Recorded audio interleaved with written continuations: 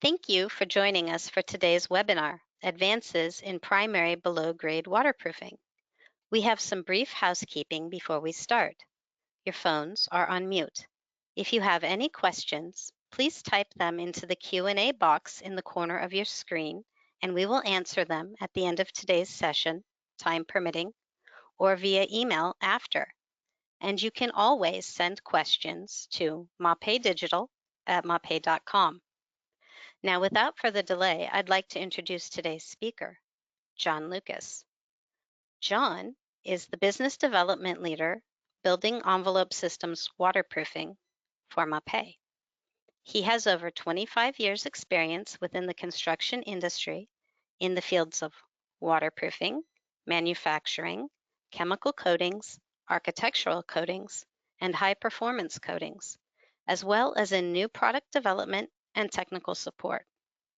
While at MAPEI, he has trained thousands of American, Canadian, and international end users, inspectors, and consultants on waterproofing, insulation, and air and vapor barrier membrane installation methods.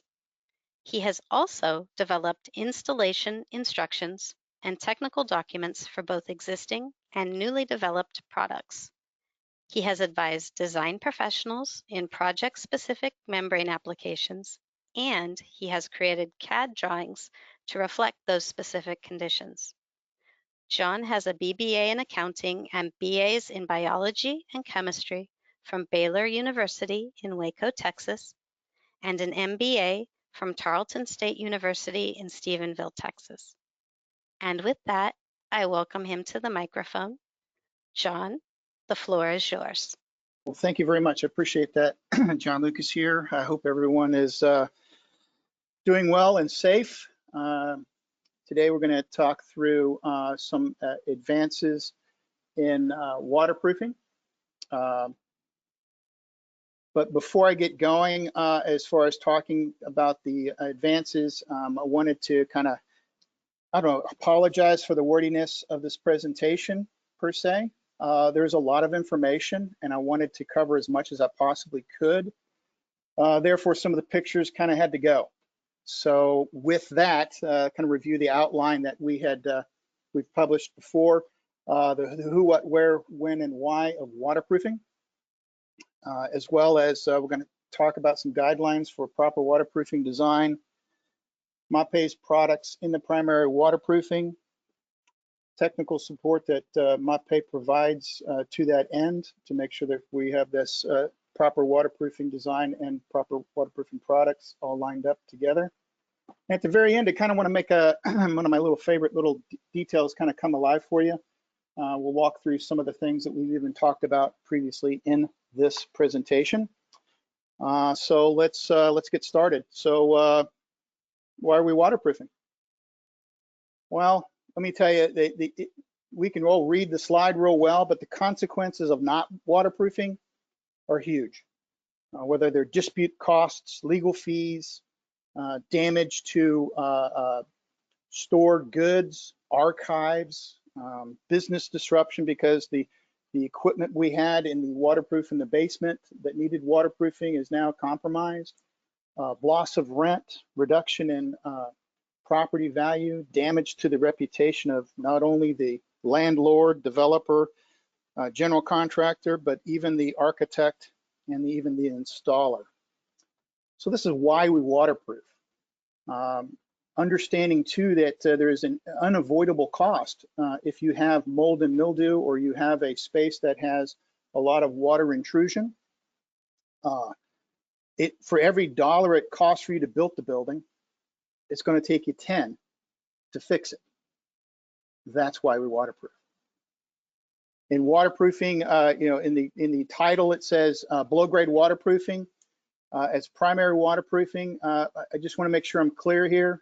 Primary waterproofing doesn't always mean below grade waterproofing. Primary waterproofing has everything to do with the below grade waterproofing structures, but also above grade structural assemblies, especially those over occupied spaces or spaces that you don't want to have water come into them. These are some examples of them. Mainly they're decks. balconies. On the interior side, you're looking at wet rooms or other rooms that require quite a bit of water, or if they have a failure in that area, it will cause water intrusion in other areas of the building, and so those areas need to be waterproofed. So again, structural waterproofing is what we're talking about, not necessarily always below grade. So question usually I get is, so if we have primary, probably have a secondary, right? So if we have a 1, we normally have a 2. Well, you're exactly right. We do have a secondary waterproofing. I want to kind of make the distinction between the two. 1, it has to do with function, and 2, what are you protecting? So let's talk about that real quick. Primary waterproofs or protects the structure, whether it's below grade walls or above grade decks over occupied space. Secondary waterproofing does not.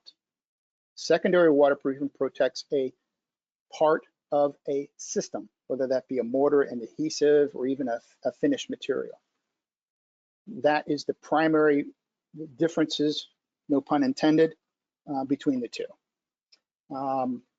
I can assure you of something, that if you use secondary products, secondary waterproofing products, where you should have used primary, you'll get sued, certainly get sued. There is this other thing in the Division 7 of the CSI specification guide called Dampproofing. Isn't that really just another form of waterproofing? That's a very common question I get. I would tell you that it's not, but I want to also kind of cover, if you're going to use it, where is it appropriate and where it's not. So we have to get started somewhere. Let's start through a couple of definitions. ASTM, it is not another stupid testing method. It's a joke.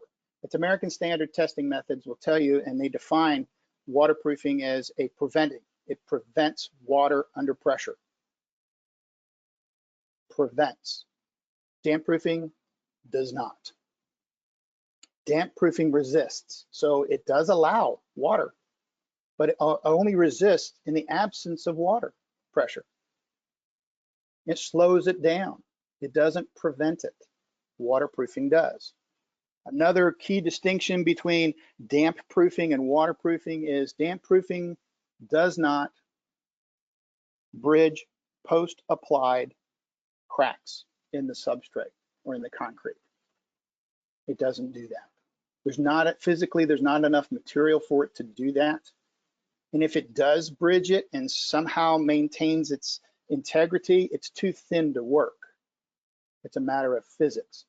So those are the big two distinctions. Waterproofing prevents, dampproofing doesn't. Waterproofing bridges, dampproofing doesn't. If you want to boil it down to something, if the owner of the building wants a damp wall, use dampproofing by all means, please.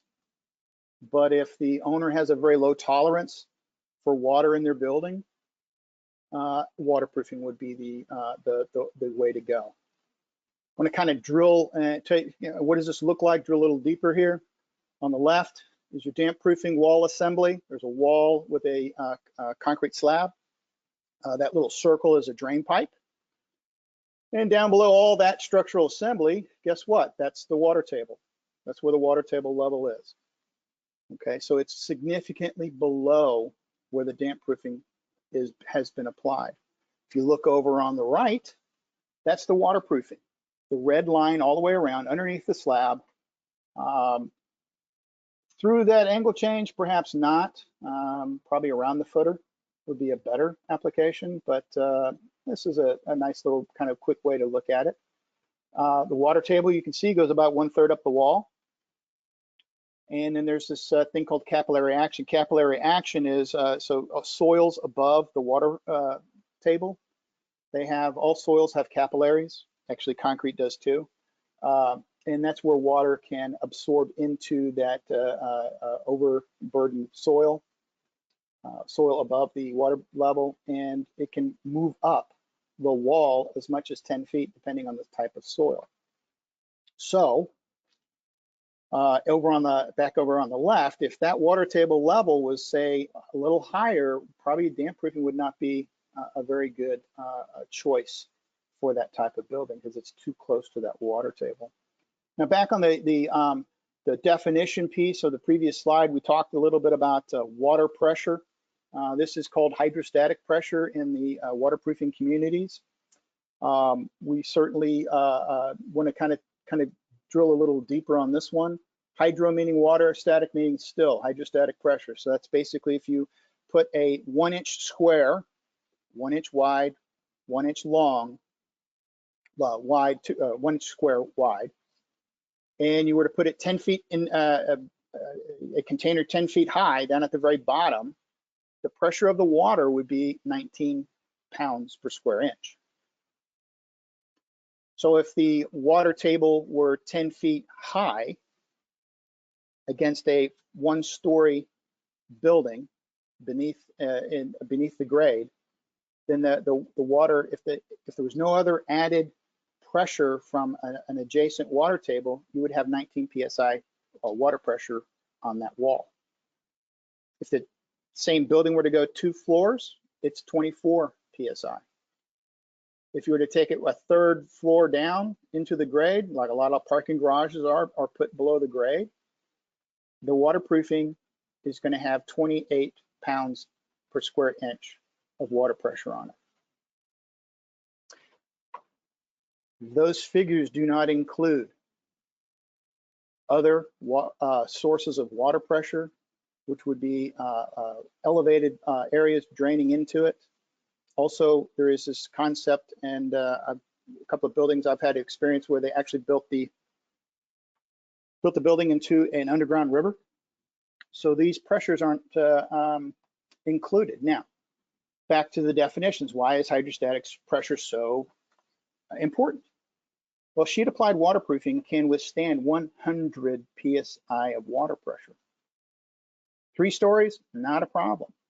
Hey, let's put a river nearby. Perfect, let's do that too. We got plenty of psi to play with.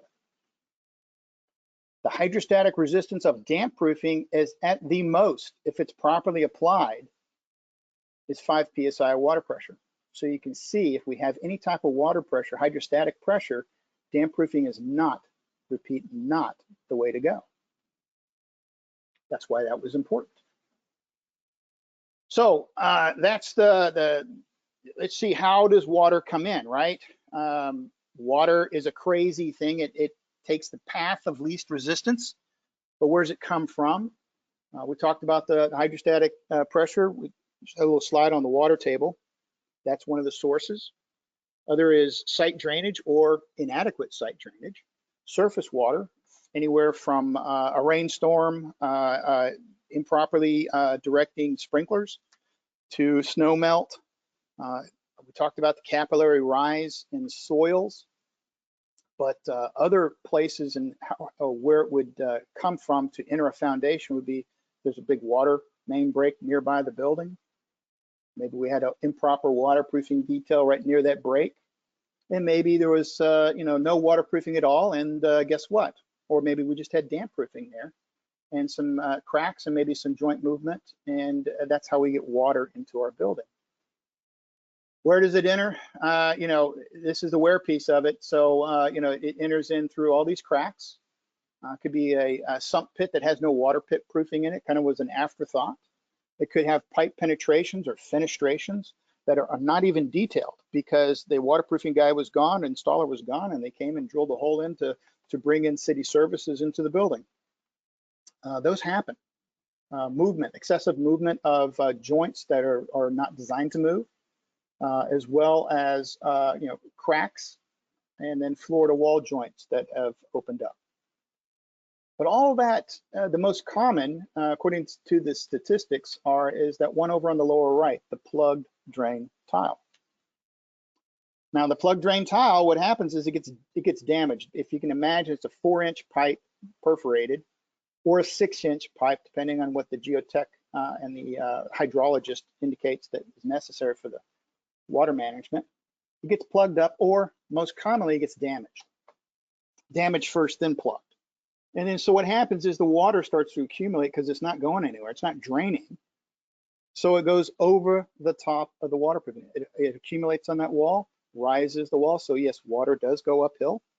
And the path of least resistance is where the below grade waterproofing is not connected to the wall through it like a through wall flashing, or there is no ability to connect it. And so that's another common, that's probably the most common way, is that there's no waterproofing in that area because it wasn't anticipated that that drain tile or that drain pipe would get broken. So that's the where, why, and how of waterproofing. Let's talk about the what part of it. So, hey, what are some characteristics? I mean, these are all important, but I like to kind of distill things down. That's very important. Continuous. It's got to be there. It's got to be all connected. We just can't have it on one corner and not do it on the whole entire wall to connect the corners. It's got to be a complete system.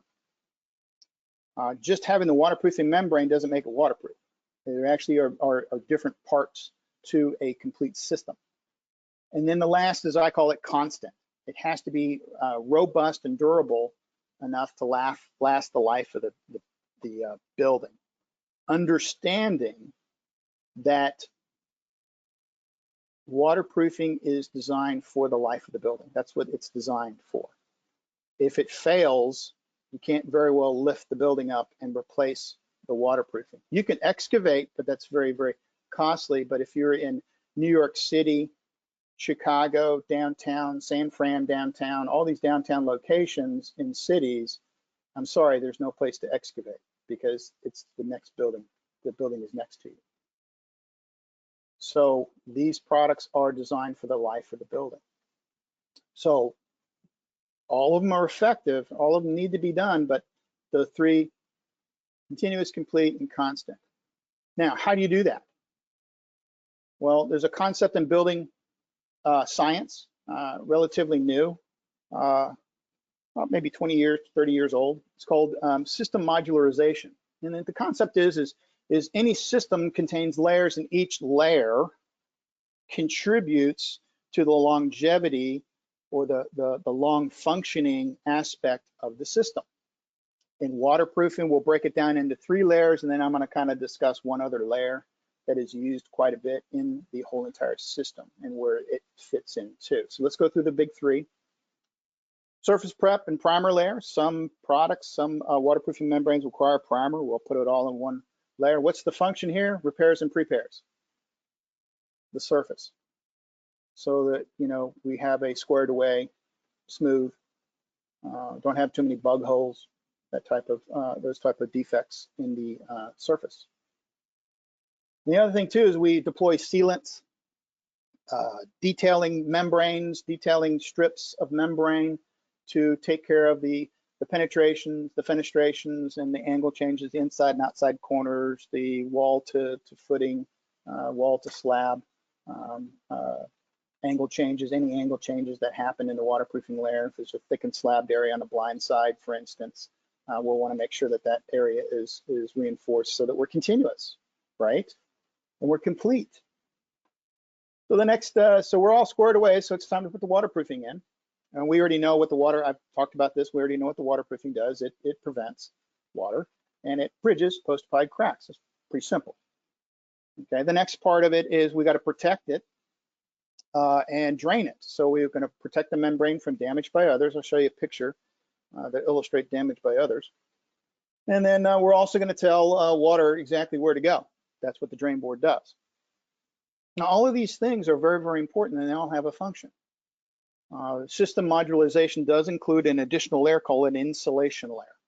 The insulation layer, of course, insulates the building and thermally isolates it from the environment, below grade environment here, or the above grade in the decks. It just thermally isolates it.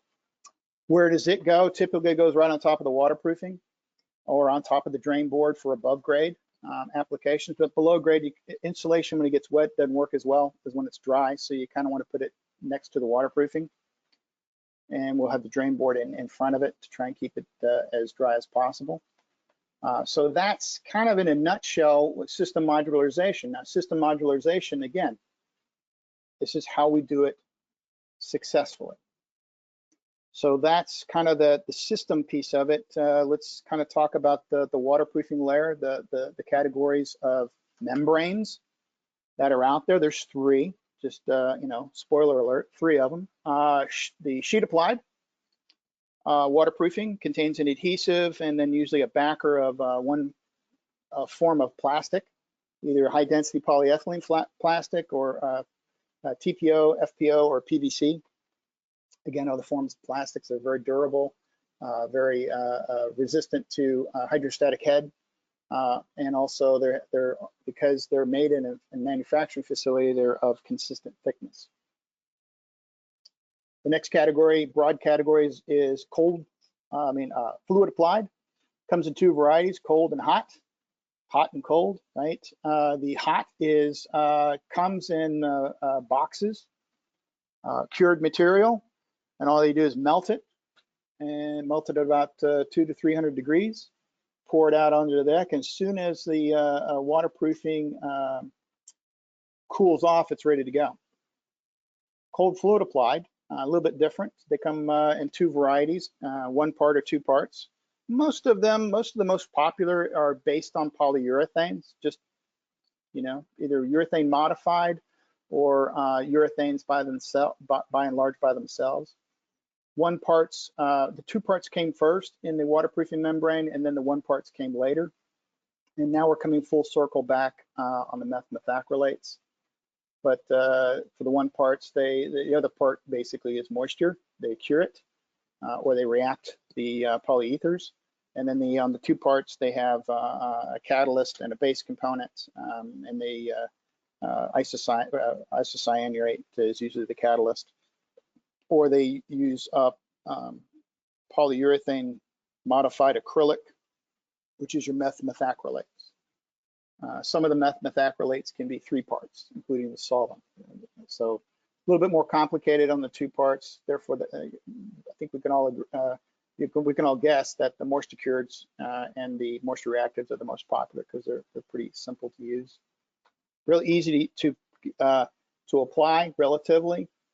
If you've ever hung wallpaper versus painted a wall, I think we can all agree that painting the wall is a lot easier than hanging wallpaper. That's where the ease of application comes from. Monolithic means that in the sheet applied, there are seams. And so this is a seamless monolithic waterproofing layer. The last one is a geotextile. One of the older ones of the group, it actually is the older one of the group. Sodium bentonite clay, volcanic ash, swells really well. Very easy to install. It's like hanging carpet on a wall. Or putting it down on the ground, and then we'll pour concrete right to it. If it does get damaged, a lot of times it's very damage tolerant, and it can actually, I don't call it self-healing, but that's what they call it, self-healing. It just basically seals.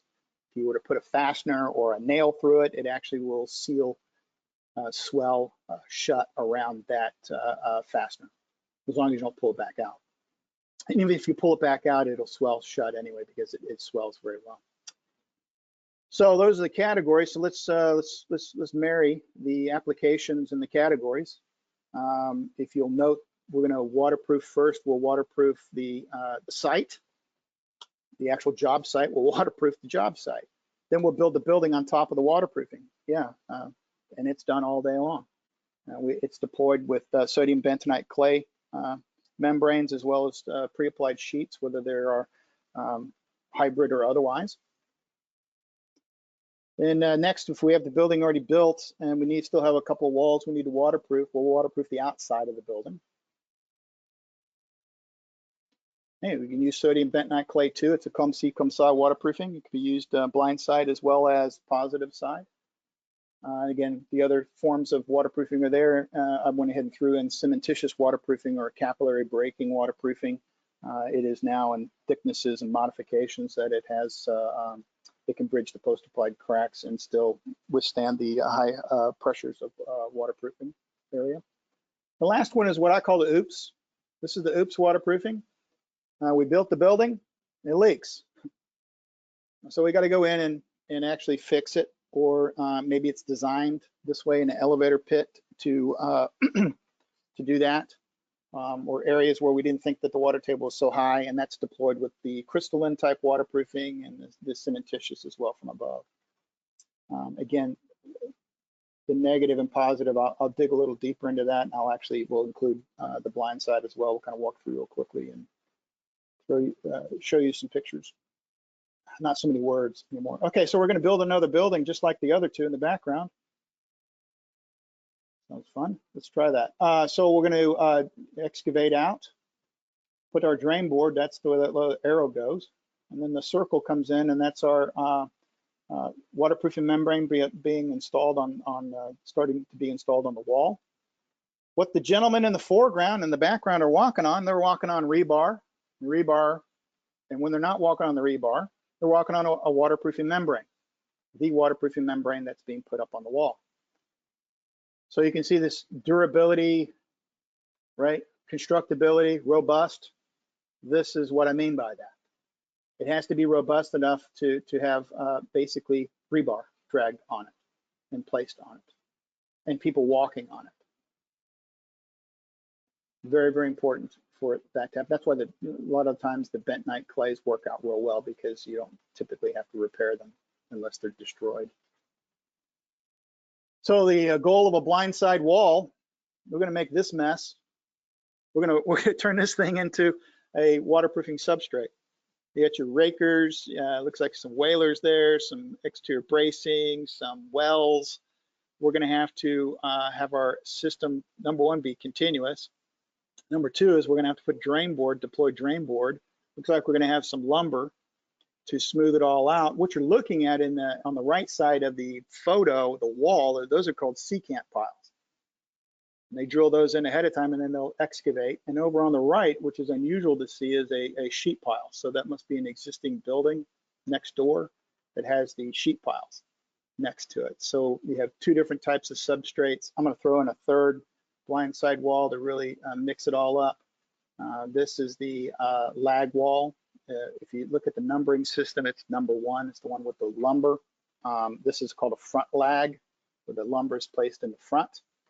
Those orange little squares all over the place are soil stabilization nails, lovingly called tiebacks.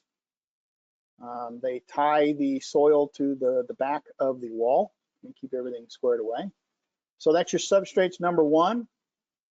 You'll prepare that. If the gaps between the lumber are more than 2.5 inches, typically they grout them.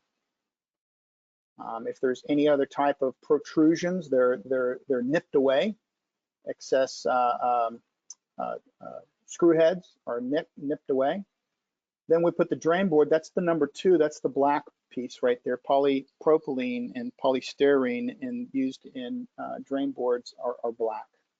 And then over here, the white is, it looks like clay. It's a clay membrane being hung on the wall on top of it. So there you go. Substrate, drain board, membrane.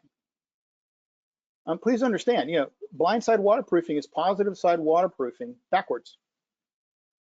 It's not waterproofing membrane, or prep it, waterproofing membrane, drain it, like I had give you the sequence before. Blindside's slightly different in that we're building it backwards to create this type of system where you have the drain board on the left,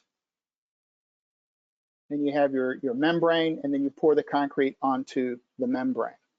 The arrow for the protection board it's protecting it above the drain board. Positive water pressure exerts against the drain board, which exerts positive pressure against the membrane at the seams. Under slab waterproofing, same thing. This is why they call it positive side waterproofing. Positive side waterproofing, the arrows here, it resists the hydrostatic, it's continuous, and it can handle these transitions really easily. The one thing that to distinguish it from negative side, there are some negatives. The negative side waterproofing, no pun intended. If you ever talk to me very much on the phone, you'll note that I don't like negative side waterproofing at all, because water is in the walls. So the water comes through the walls to the waterproofing. So it's on the negative side, so it's negative pressure. It's constant negative pressure. What's in the walls, I wonder? Well, we got concrete, right? Usually there's air with the concrete. And the other thing too is we reinforce it with that rebar stuff that we had looked at before on that blind side. That's actually in the walls too for structural support. Strength, apologize. So what happens when we put water, iron, and air together? Well, you get rust. And rust is not as strong as iron. So that's kind of what happens over the long term. Probably not the best idea. I'll let structural engineers tell me that that's a great idea. I don't think they will. It's a horrible idea, but it's done quite a bit. This is kind of looks like an elevator pit. To me, the best elevator pit is a blindside waterproofing under the slab.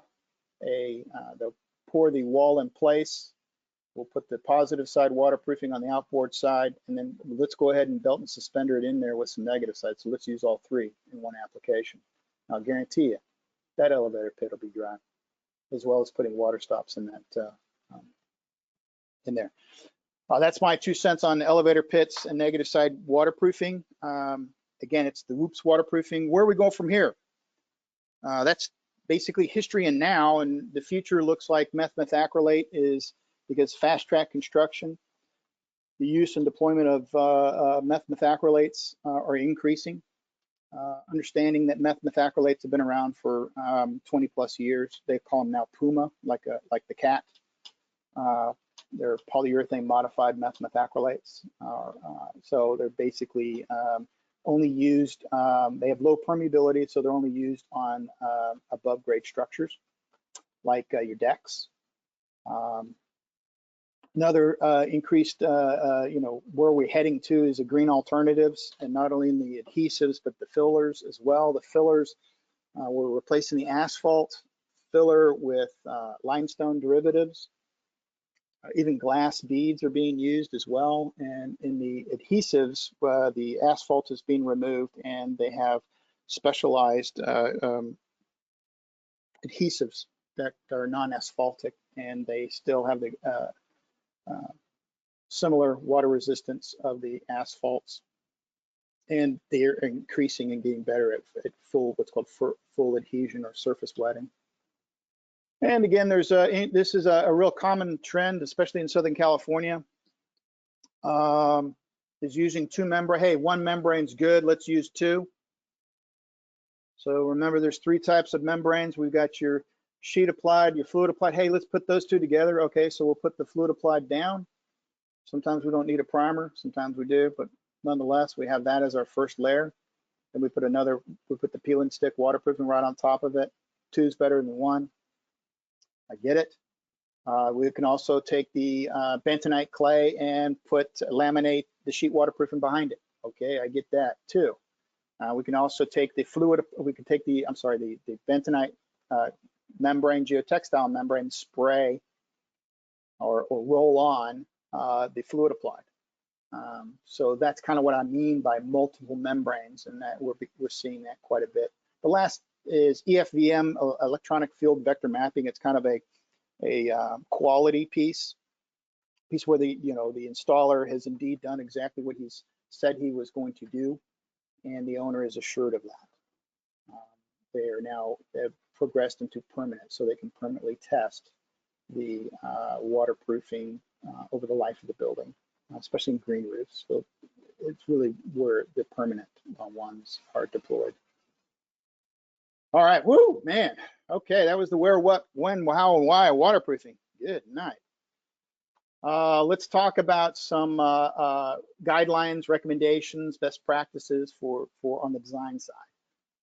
At the end of the day, this is kind of what we're trying to shoot for. We're going to use some waterproofing techniques, materials, field practices, some analytics, as well as to find the sweet spot where everything's perfect, right? So where we can use a membrane, take care of all the soils, take care of the water, low cost, and high quality, low damage. Okay, how are we going to do that? Okay, that's the sweet spot. It all starts with the owner. Owner engages an architect. Those two get together and they try and marry the need and the architect. Architect and design need, marry those two together and communicate that to a general contractor who hires a subcontractor, or the general contractor will engage a manufacturer to bring everything together and hit the sweet spot. So, okay, how can how can that all happen? Seems pretty complicated to me. I mean, two people have two different opinions. I can't imagine when you have four. So let's talk about some best practices. This is the first one and most important. Got to talk, got to communicate, got to have a conference, got to talk. Who's going to be there? Who's invited to the party? Okay, well, it's a blindside wall. We got to talk to the excavation guy. If it's a building that we're building in the side of a mountain or the side of a hill, and we're gonna carve out a piece of it and put our building there, we got to talk to that guy or gal. Backfill. So that's excavations before, backfill is after. So we went to Division 2. Division 3 is the surface requirements, the requirements for the surface prep, as well as the general requirements of the wall assemblies prior to waterproofing, and then Division 7 handles. This is the folks. You might want to have the architect there. You might want to have the general contractor there. You might want to have all the trades that are available in there. And then if there's a waterproofing consultant, we might want to have him or her on site as well for this conference. What are we going to talk about? Well, we're going to talk about, hey, how can we successfully install waterproofing? And we're going to, as an architect or design team, they should be insisting on smooth monolithic substrates. A straight wall with no penetrations is perfect. It's a joke. And specify expanding water stops. Not exactly non-expanding water stops. A rhetorical question, what's the point? If water gets into a cold joint, whether it's the joint of a penetration and a wall hollowed out, there has to be something there that when water hits it, it swells shut so that water doesn't come in anymore. Water stops are the suspenders to the belt that is waterproofing. And then of course, Captain Obvious here, let's follow the manufacturer's instead. Once we've selected that membrane, then we need to make sure we follow those guidelines as far as the type goes. So those are the best practices for design. So what's the critical path? Well, we have a couple of critical design factors. You can hire a consultant, perfectly willing and able to take your money to perform a risk assessment. All of these are very, very important, but boiling it down, I like to do that, distill it down: water, soil, timing, and how it's built. That's it. Those are your critical path, and the use of the building. That's the critical design factors as part of a risk assessment. Which is the most important here? I'm glad you asked. The marrying the design intent with the owner's need, and understanding that the owner's need is going to change, and we need to make sure we adapt to that change. So what are some guidelines? Well, if you're going to select a primary waterproofing, these are a few suggestions. We've got to know our risk tolerance. Do we need to go with the Uber, the best, most expensive one, or will something that's been around for a while work just fine and give what the owner wants, and maybe perhaps meets with the occupancy type? Geotech report from very nice technical folks, very bunch of good information there having to do with the table soils and the soil stability or the substrate stability as well. That will also help us in the technical department to recommend as well. This is also a good way to recommend stuff. Got to know about the timing and exposure. You know, again, this fast track construction will kind of knock out some products that require the substrate to be cured for 28 days. Well, if you can get 28 days, what's the point? We'll have to select another membrane type or polymer. Also, if the waterproofing is going to sit there for 30 days, are we okay with that? What if it sits for 60? Are we okay with that? And do we necessarily want our waterproofing installed and exposed to construction traffic for that long? Talk about the product. Is it durable, robust enough to take that type of traffic? UV exposure. They're all a little different, and they all have different track records and different application sweet spots, so to speak. At the end of the day, what do we want? We want the lowest cost and the least risk. Yeah, good luck with that. But there is a trade-off, and those trade-offs can be had. And some of the primary waterproofings, we can go in there and take the risk down to nothing, but the cost is going to be probably pretty high for that, and understanding that relationship. If it's easier to install than something that's pretty complicated, or perhaps the installer that everyone wants to use doesn't have the experience in this membrane, perhaps we want to switch to an easier applied so we can get a more consistent application or installation. Finally, we got to make sure we adhere to local codes, local building codes, and we're not going to get that certificate of occupancy. Which brings me, we were talking about California a little earlier. California has a law that any building with an elevator pit in it, you can't get a certificate of occupancy until that elevator pit is dry, bone dry. So like I alluded to earlier, you might want to select all three. Let's use a blindside waterproofing. Let's use a positive side waterproofing and a negative side waterproofing, and make sure we got those water stops in there to make sure that we can get the CO, certificate of occupancy. Otherwise, you know, loss of reputation and all those other consequences. So that is guidelines for proper waterproofing design. So what is, how does MAPEI fit in? We'll walk through that real quickly. Here's all the types. Huh. Looks like we got something in everything. It's either going to start with a MAPEI or it's going to start with a PLANA. And we don't quite have the hot rubber yet. We're waiting for a piece of machinery, packaging machinery. We make it on the roofing side all day long. And then crystalline waterproofing coming soon as well. It's in Europe. We'll bring it over across the Atlantic soon. But anyway, it looks like we got everything covered as far as a type of waterproofing in a MAPEI product. Dig a little deeper into them. Let's talk about Mapethane. Mapethane is a self-adhered sheet membrane. Mapaproof is the sodium bentonite geotextile one. Planasil CR1 is cold rubber one. Just kind of want to translate some of the idiosyncrasies of some of the wording and names. CR1 cold rubber one component. And then of course Mapedrain, which is our drainage composite. Moving more into more of the proprietary products that we have is Mapaproof ALNA. AL means adhesive layer, and NA means North America. Mapaproof FBT is fully bonded and taped membrane, so it's a hybrid membrane. I'll explain it a little later.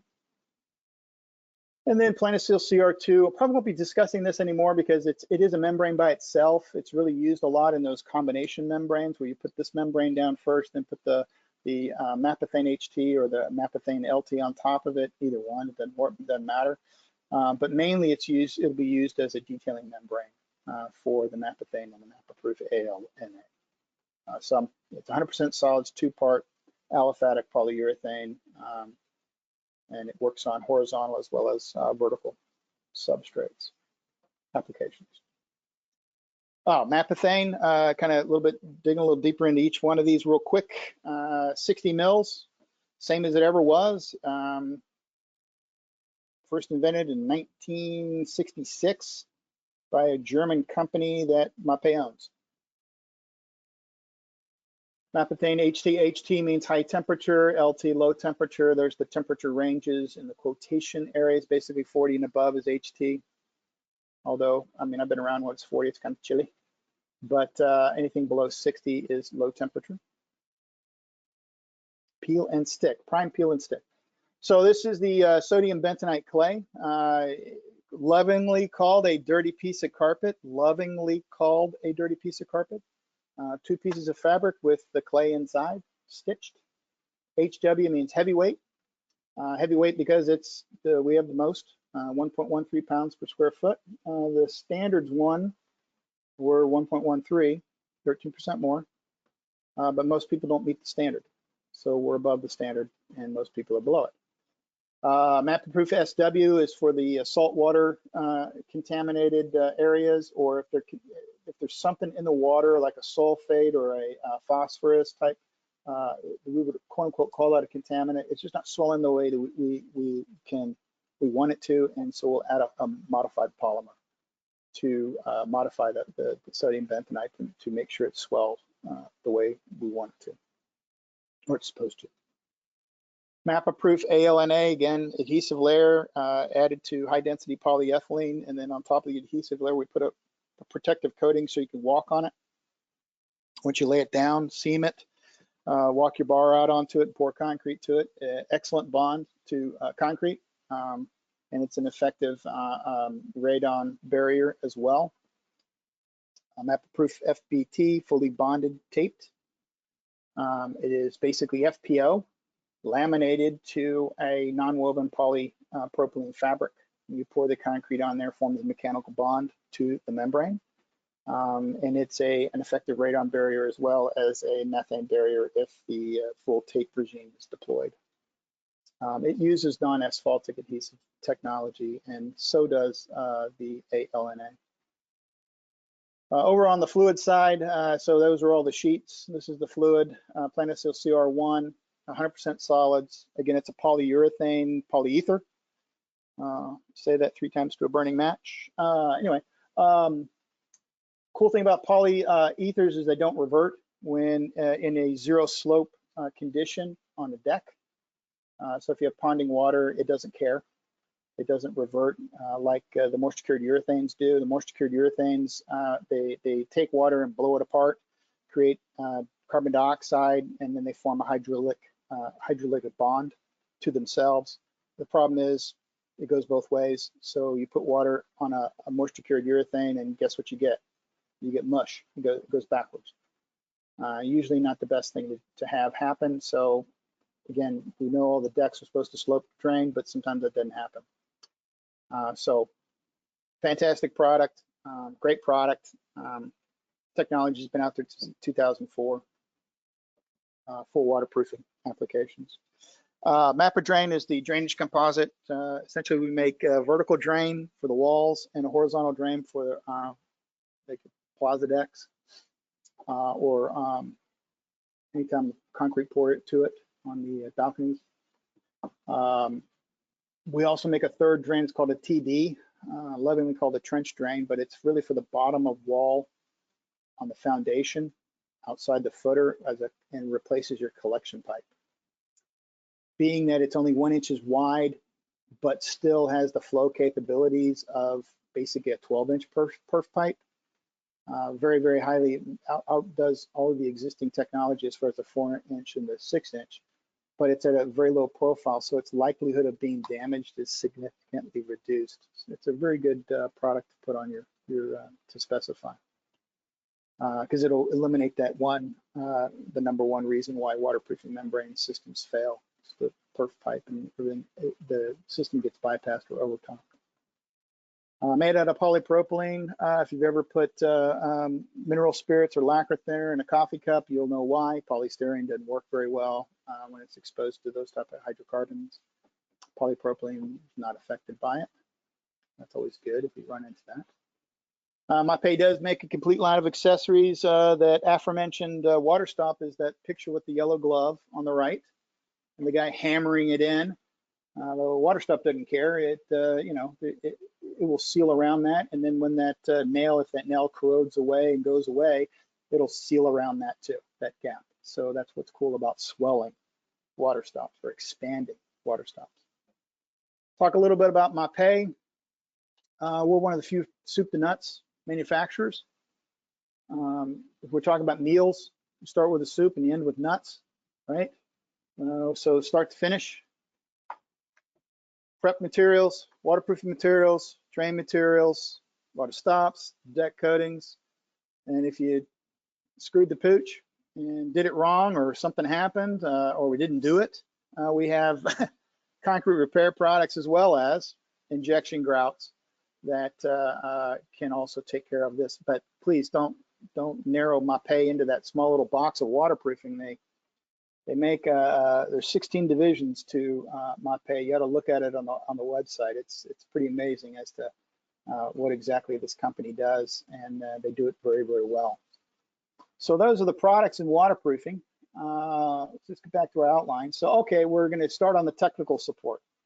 We've got really good technical support. It usually comes in about 4 forms of support.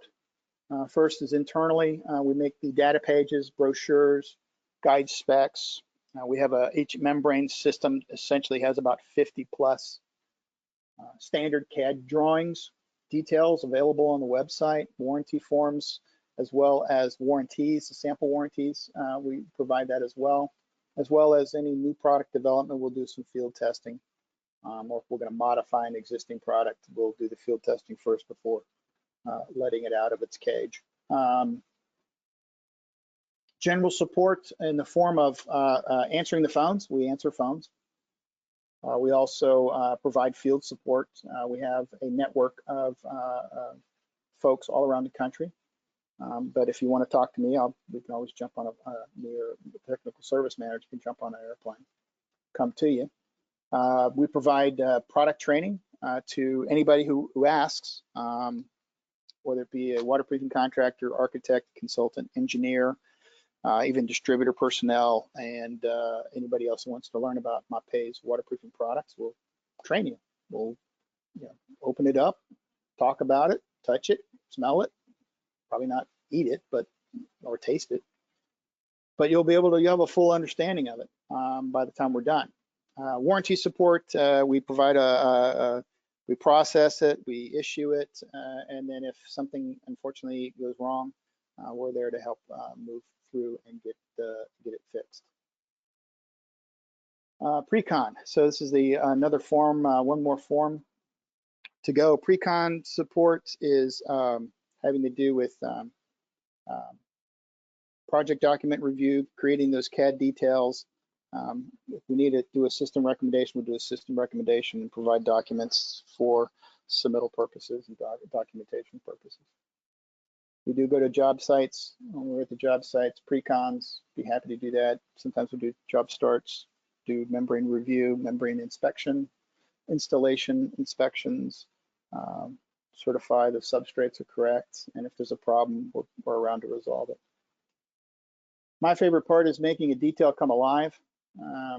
So I chose a tile and mortar bed on waterproof concrete over an occupied space. Installation detail from the TCNA, the Tile Council of North America, TTMAC, the Terrazzo Tile and Marble Association of Canada. That's the reference number there. It's their standard detail, and we put below it some MAPEI products and provide that as reference.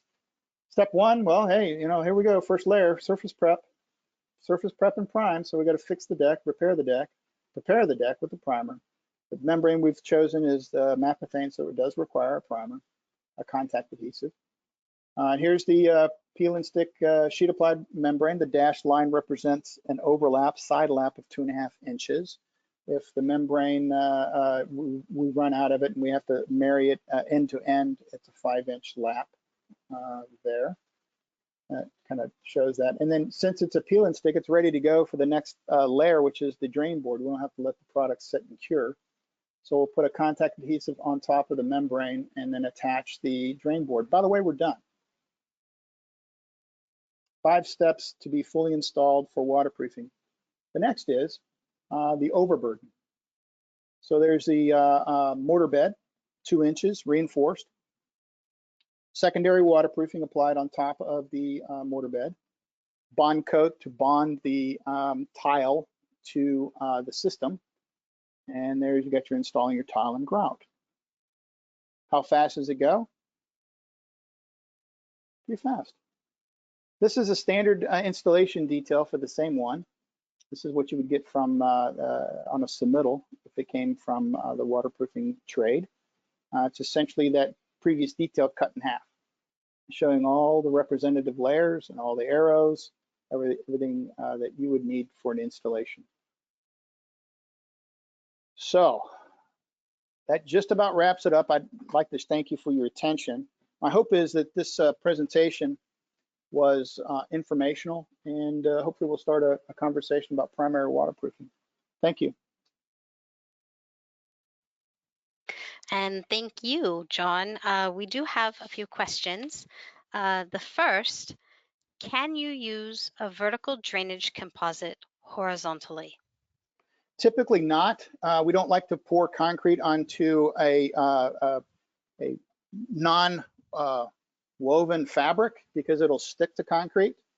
And that's not exactly what we want to have as the concrete stuck to the drain board. So no, in that case, we would use a horizontal drain. The only time we'd ever use a vertical drain horizontally would be if we're putting dirt on it. And it was very, Okay, very, very shallow soil. got you. Which side of the drainage composite should they see during the installation process? Depends on the installation. So blind side, we'll see the dimples because the fabric goes to the dirt. If we're pouring on top of it, we'll see the fabric, or not the woven fabric. And if we're on a wall, we'll see the fabric facing us because when we're installing it on a wall already existing, the dirt is us because we're going to actually backfill on top of that. So the fabric, you'll see the fabric. So the dimples will go to the membrane. Here's an interesting one. Which is the best waterproofing, sheet waterproofing or fluid applied? So my pat answer to this is, adult diapers. It really depends on your application. Depends on your installer, whether or not your installer has the expertise or has the experience in sheet applied waterproofing. And it depends on your time. How much time do you have? Because each of them have their shortcomings, and each of them have their best features. And I did note a few of the best features of both of those two. So again, it depends on the application is the answer. Well, thank you. And we'll end on that note. If there are any more questions, we'll answer them via email. And as I said before, you can always send questions to mapeidigital@mapei.com, and we'll be happy to answer them for you there. And again, this will conclude today's MAPEI online webinar. Thank you, John, for a really great presentation. And thank you, everybody, for joining us today, for taking time out of your busy days to join us. And we'll see you next time. Have a great rest of your day, everybody. Thank you. Bye-bye. Bye-bye.